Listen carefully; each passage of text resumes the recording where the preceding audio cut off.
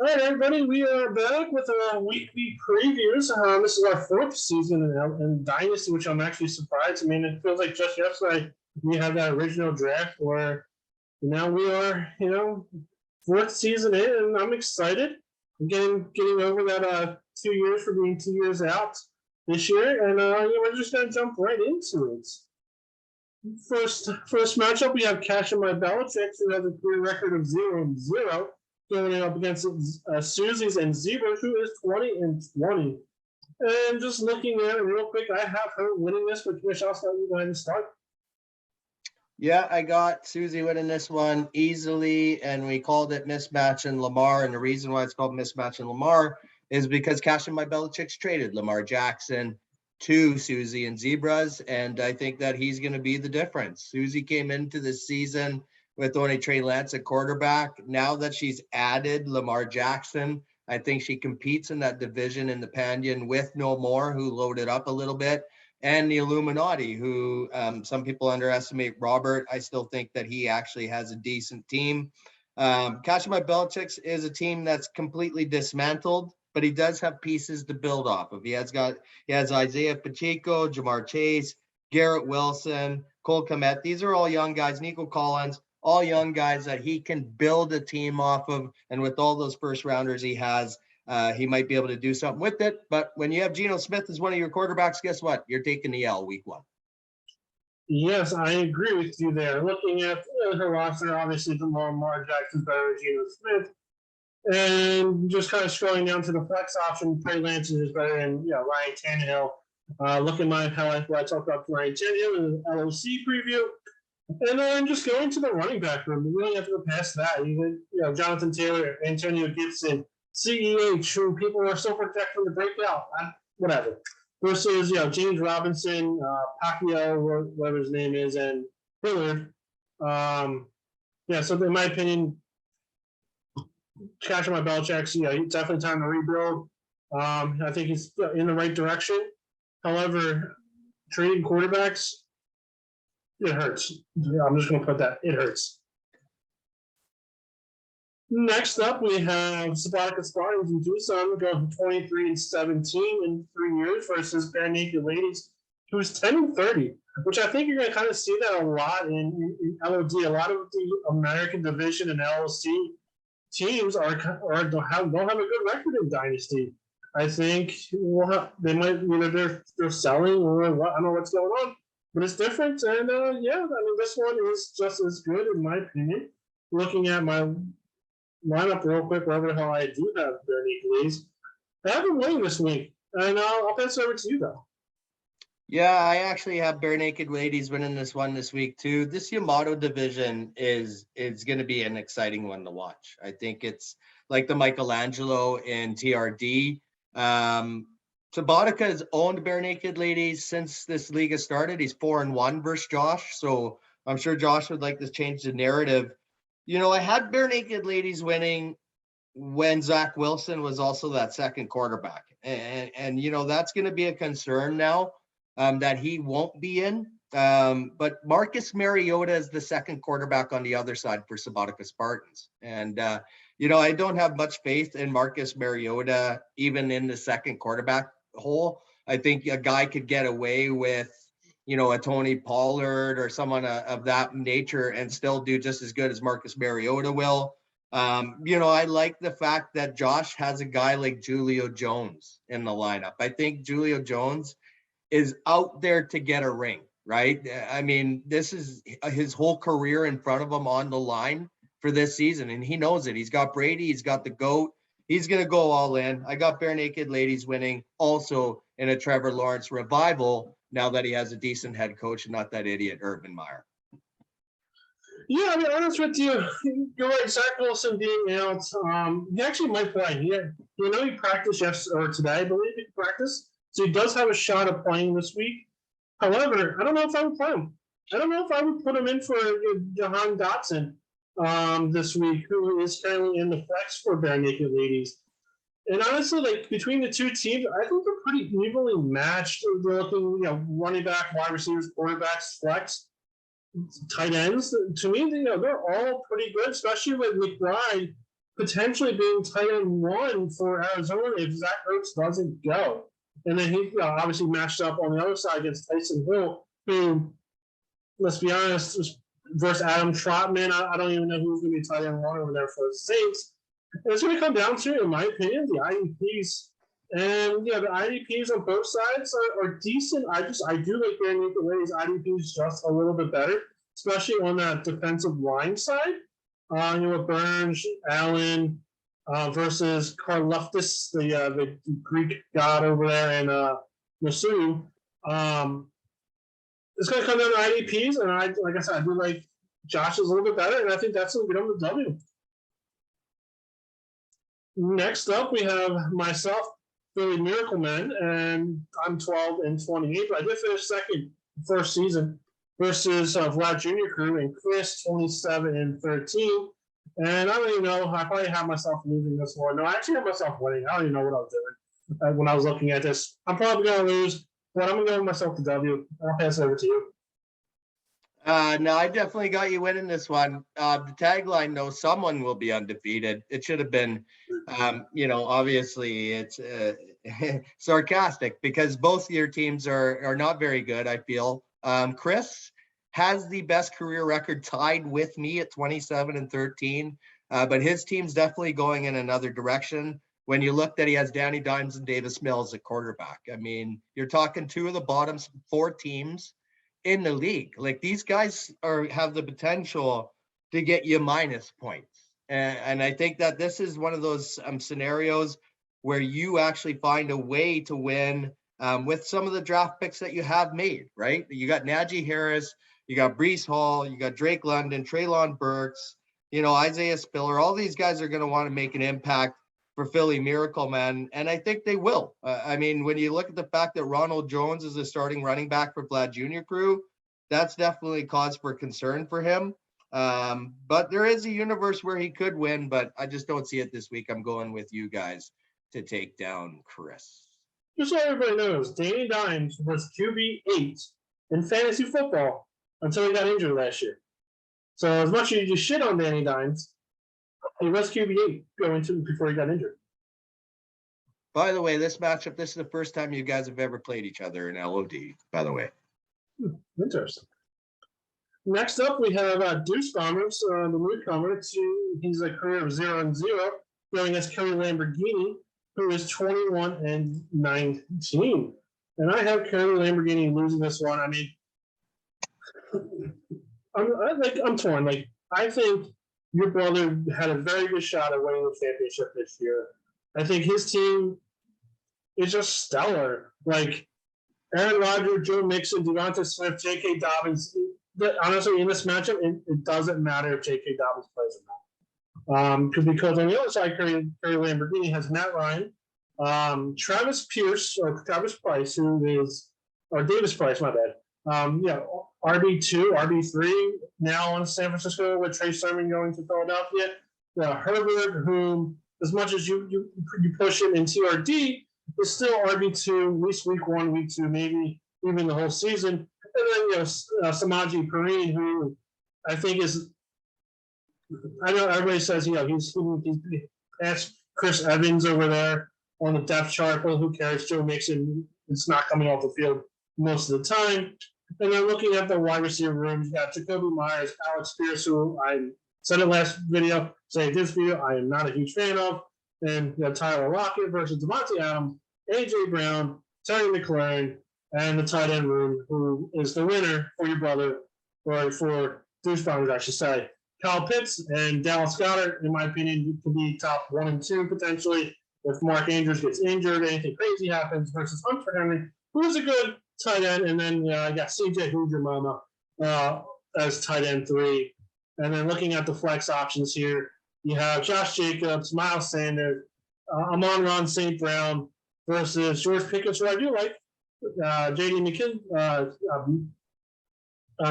who is, RB3, RB4, depending where you put, Ronald Jones over there, and DJ Shark, who potentially gets you some points for Detroit. But it is not the roster for Deuce Bombers. The team is stacked, just like his team in LOC. His team is stacked in Dynasty, and I can see him winning 2 championships this year, and your brother crying a little bit because he could have won this Yeah, I agree. It's tough for Brian. I've talked to him a bit about Dynasty. I think it was just all the changes that were happening and what was going on in his life. He just decided to walk away. I don't know if he regrets it a bit now. He might come back one day if someone backs out. But Deuce did alter the roster, and he brought in J.K. Dobbins. He brought in Jalen Hurts. He paid a big price for him. I think he also brought in Devontae Adams as well. Paid big prices for those guys. And, looking at Curly's side of things, I like the fact, though, that he has 4 draft picks that he made that he's going to build off of with all that draft capital. He's got Alec Pierce, he's got George Pickens, he's got Isaiah Likely, and he's got Brian Robinson. All those picks look like they're going to be fantasy contributors for him. Plus, he has all that draft capital down the road. Clearly, Deuce is going all in. He has every reason in the world to log in to Sleeper this year and look at the LOC format because he has 2 great teams, and he's definitely getting the W here, even if J.K. Dobbins is in or out. Sven has sold, and he's done. So, for sure. And next up, we have Knights of Redemption, Milan, who's 15 and 25 versus Chris and No More, who is 18 and 22. So as I said, I picked him second in year 1. Chris won third in year 1, and we both have a losing record there. Looking at the 2 teams, I mean, honestly, I think this matchup is pretty even. I do have Chris losing this week, even though I have him going 9 and 4 on the year. I do have him losing. Just looking at the 2 teams, let's call it a wash on the quarterbacks here. Joe Burrows, Dak Prescott. I think, like I said earlier, our last video, Tom Brady and playing a Sunday night game could potentially be a shootout. So I think Dak can put up some points there. Running back room again, in my opinion, could be a potential wash as well. Derrick Henry versus Jonathan Williams, Saquon Barkley, and James Cook. David Montgomery and David Pierce on the other end. If you're going to say, hey, maybe No More has better running backs, I can't argue against you. But I think the volume and the potential Javonte Williams playing against Seattle, who's horrible. They might not win any games this year. He might, 3 touchdowns, 4 touchdowns there. And then looking at the wide receiver room real quick, and this is where I think it kind of goes downhill just a little bit for Chris and No More. With Mike Evans, he's good. He's playing in the Dallas game. DJ Moore, the dude gets 1,000 yards, but he only scores 2 touchdowns, 3 touchdowns a year. He needs to get that touchdown home. And then the worst person on he has Russell Gage as his wide receiver 3, and that is going to bring him down versus Chris Godwin, Michael Thomas, and T. Higgins. Give me those wide receivers for Knights of Redemption. And looking at the tight ends, again, you can probably call it a wash. Maybe favoring Knights of Redemption over here with Dalton Schultz and Pat Freiermuth versus Hawkinson and Jonnu Smith. Potential wash, I probably favor those ones. And looking at the flex quarterbacks, Russell Wilson, who you're a big fan of playing Seattle, getting that revenge game, versus, in my opinion, Jameis Winston, who's playing Atlanta, who you might throw 5 touchdowns, 3 interceptions, but those 5 touchdowns are 35 points, and those 3 interceptions are only -9, I believe, or 6. So that's 24 points, 29 points, wherever you look at it. And I think that's going to be a shootout in Atlanta, and I think he's going to cancel out what Russell Wilson does, and that is why I have Knights of Redemption winning. I'm going against you here. I got Chris and No More winning this one. They've played once before in the previous 3 years, and Milan won that one. So this is only their second meeting, interdivisional battle. You touched on it. Russell Wilson, I think he's going to have a huge game against his old team. And I think that's going to be a big difference for No More getting the win here. Here's another thing I want to add. Derrick Henry, right? So the LOC last year, Brandon won it. It took, I think, 4 or 5 weeks for Jonathan Taylor to finally overcome Derrick Henry last year before he went when he went down. And that's how good he was. And if Krista would have stayed healthy in the LOC and J.K. Dobbins stayed there, she probably would have won it. You nailed it with her team last year. And I think that's also going to be a difference for Christian No More here. Derrick Henry, we forgot about him. He's back. He's going to make a difference. No More gets the win against Knights of Redemption. Yeah, however, I think you have a loose Frank injury. Usually, it takes a little bit longer once again in game shape, game action to be better. I can see, Derrick Henry coming back from form week 3, week 4. I just don't see it week 1. I mean, hopefully it proves me wrong because I have him a couple other leagues, but I mean, it's going to be close. I think this is going to be a close matchup. It might even come down to Felton versus McKissick in the flex options there that is there. But yeah, it's going to be a fun matchup. I think this, in my opinion, would have been one of my games of the weeks to watch. Next up, we have Bolt Up and Lucas, who's 20-20, versus you, Agent Steel, who's 27-13. And I don't even know. I think I have you winning this week. I do, because Bolt Up team sucks. And that's all I got to say. Yeah, this one's going to be a joke. I also have myself winning this one. Lucas has sold everything. Oddly enough, we're 3-3 lifetime versus one another, so I'm planning on getting 2 easy wins here. Also snuck in a sneaky trade there before the year. Tom Brady comes in. I know I only have him for 1 year, but Brady's going to carry my team that Baker wasn't going to be able to do while Deshaun is out, and make me that much more dangerous in the playoffs when Deshaun does come back. And I'm saying watch out for Agent Steel this year. I plan on that trophy staying here at my house and going on my mantle, but this time saying Agent Steel on the side. Yeah, I mean, I had you going 8-5. I probably have to change that, to be honest with you, but I agree. It's a good trade. Only 1 year for Tom Brady on your end. It was definitely a good trade, definitely the way to go. Makes that team a little bit definitely scarier. And yeah, what else can I say? I mean, Bolt Up seems just a joke. Yes, Travis Homer as his RB1, 2. Benjamin's RB1, and Mike Davis is RB3. Next up, we have Likely Losers and Stuart, who's 20-20. There's a lot of 20-20s. Versus Robert and Illuminati, who's 18-22. That just proves how bad that 0-13 season was. He got the 0-13 season. He was 18-9. So yeah, he has a good team. He can play good. It's just that 1 year he sucked really bad. And yeah, I mean, it's gonna be a good matchup. I'll pass it over to you though. Yeah, I titled this one Recapture the Division for these two guys because Likely Losers has had a division title. Here's the thing, Robert, 18-22 lifetime.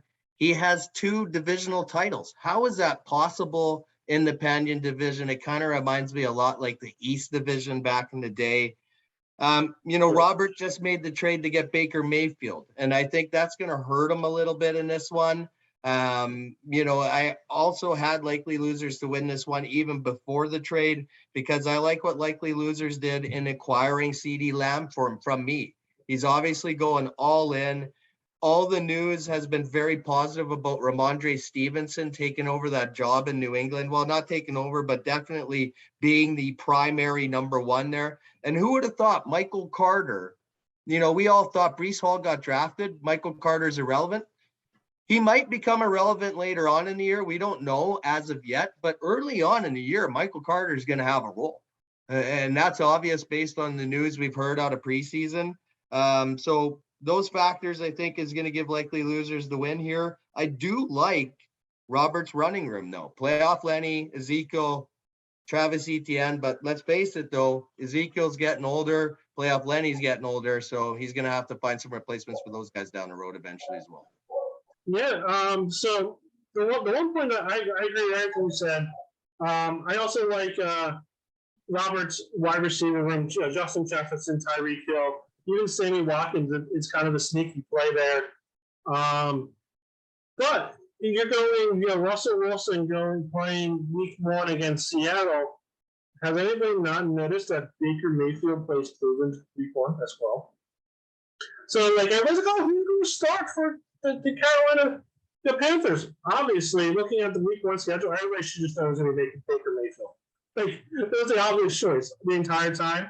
That could potentially be a shootout, but even if it's a shootout, Kyler Murray playing KC is going to be a shootout. And let's just be honest, Jared Goff, I mean, he's playing Buffalo, I believe. No, wait, I lied to you. Jared Goff is playing Philly versus Derek Carr, who's playing the Chargers, which is potentially another shootout. So two shootout quarterbacks versus two guys. One of them might be in a shootout or just revenge game, and Jared Goff is playing the Eagles, who they beat them ridiculously last year. So another thing, yeah. I was gonna say another thing on this game, just like yours against Vlad Jr. Crew, it's the only other game where the two teams haven't played each other before. So we get that out of the way after this week. Yeah, that's true. And then Robert, he does have a couple guys who are free agents in his lineup, so make sure you fix those, Robert. And the game of the week. Bills Mafia, 25-15 versus Orange Crush, 25-15. You got Crushy versus Bills Mafia. And unfortunately for Bills Mafia, his division got 10 times harder with Boost Bombers. We're taking over for your brother there. Honestly, this is going to be a great matchup. I think it's going to be super close. And I'm just going to take a quick look who I really originally had. I have Crushy winning this one. And I'll pass it over to you to see who you have winning. Yeah, what a crazy game. I mean, 4-3 lifetime is what Matt is against Adrian. Obviously, that fourth win was the championship last year, and it always stings to lose the championship. And this is your chance to get revenge week one. Look at the career records. 25-15. They're both mirror images of one another. These two owners have built great teams here heading into their fourth season. And I think both teams, once again, have to be in the conversation for the potential championship. I like Adrian and Orange Crush to win this one. I am concerned, though. I'm concerned about Jalen Waddle's health. I'm concerned about Deontay Johnson's health. But on the other side, there's concerns about Alan Lazard's health with Matt. So those are factors that are obviously going to be in play if one or two of those guys are out, because you're taking out a big chunk of the roster. And when you look at the bench players for each team, you can't replace the production that those guys are going to produce. I think the big thing that pushed me over the edge for Orange Crush and Adrian to win this one this week was the trade that he just made. He went and acquired George Kittle. It cost him around one, but you paired George Kittle with Mark Andrews. I mean, what a tight end room. I mean, in a league, dynasty league, where we're dressing two tight ends, 16 teams, so 32 teams, right? So theoretically, we would have the TE1 on each team's roster with those 16 teams, but he's got two of the top five here. And I think that's going to be the big difference. You know, we always forget about tight ends playing a factor, but when your tight ends can get you 1 to 2 touchdowns every week, when everybody else has a tight end that you're lucky to get 1 to 2 catches, it makes a big difference. And it's going to make a big difference this week. Orange Crush wins it in the revenge game. No, that's exactly what I was going to point out as well. I mean, looking at quarterbacks, both their quarterbacks, Josh Allen with Patrick Mahomes. Running back room, Singletary, Edmonds, Gordon versus Mostert, Hines, and Aaron Jones. Wide receiver room, Alan Lazard, DK Metcalf, Brandon Cooks versus Pittman, Deontay Johnson, and Waddle. And then I'm going to skip the tight end rooms because we just talked about them. Well, on Bills Mafia side, Austin Hooper and Fonz. You got Mike Williams, Gabriel Davis, KJ Osborne versus Coach Peoples Jones and Claypool. Like this is a matchup. I know why this is the game of the week. The two teams are just stacked. Playing each other week one is crazy exciting. And then the second quarterbacks, you got Matt Stafford playing Buffalo versus Tua playing the Patriots. I mean, come on. Even the IDPs are great. I think the IDPs are for Crushy are just a little bit better. But when you said the tight ends is the reason Crushy wins this. It's the reason why he might even have a chance to win the Kid Caboodle. I feel bad for Bills Mafia because his first two games are against Orange Crush, who we have potential to win the league. Second week is Deuce Bombers, who has potential to win the league. Like, Bills Mafia might go 0-2, and I still have him going, I believe, 9-4. That tells you how tough his division is. Yeah, I mean, it's going to be tough for him, but he has a chance to win it, and it's going to be exciting. I'm excited to see who wins this game.